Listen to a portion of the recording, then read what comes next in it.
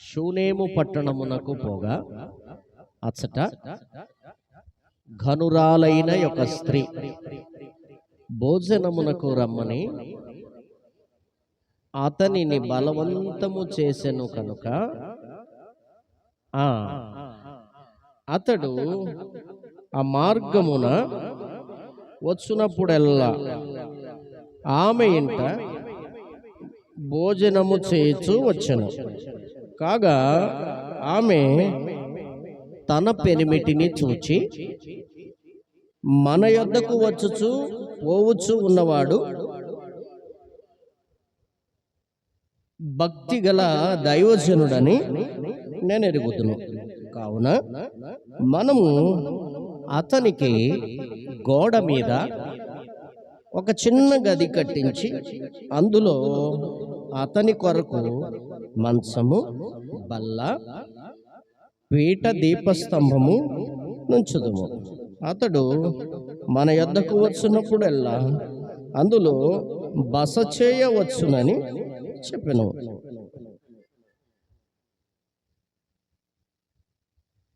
మంచిది. మిగిలిన విషయాలు అవకాశం ఉంటే మరలా ఒకసారి ధ్యానం చేద్దాం. ఈ 8, 9, 10 వచనాల్లో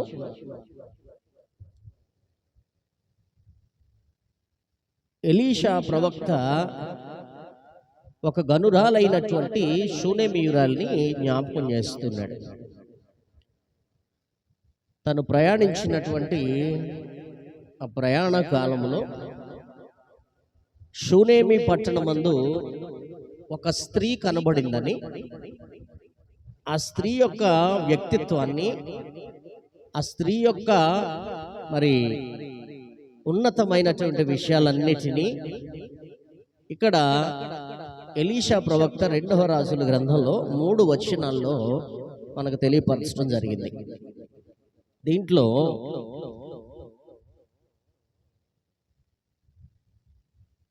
ఒకరోజు షూనేమి పట్టణంలో ఎలీషా ప్రవక్త ప్రయాణం చేస్తున్నప్పుడు ఒక స్త్రీ, షూనేమీయురాలు, తన పేరైతే ఇక్కడ ప్రస్తావించలేదు కానీ ఇక్కడ ఘనురాలు అని వ్రాయబడింది.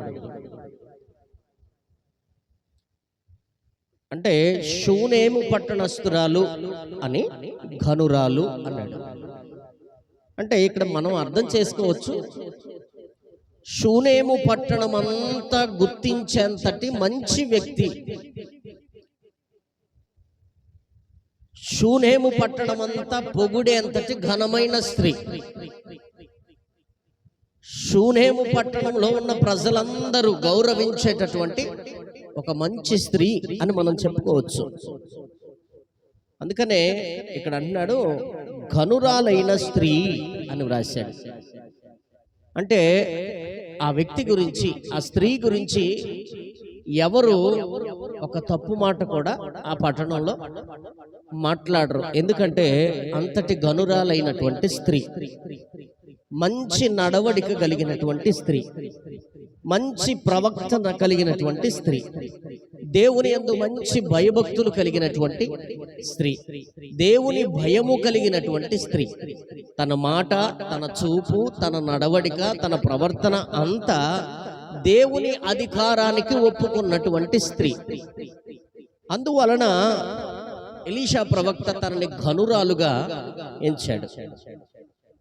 ఘనురాలైన స్త్రీకి ఉండవలసినటువంటి లక్షణాలు ఏంటని మనం ఆలోచన చేయగలిగితే,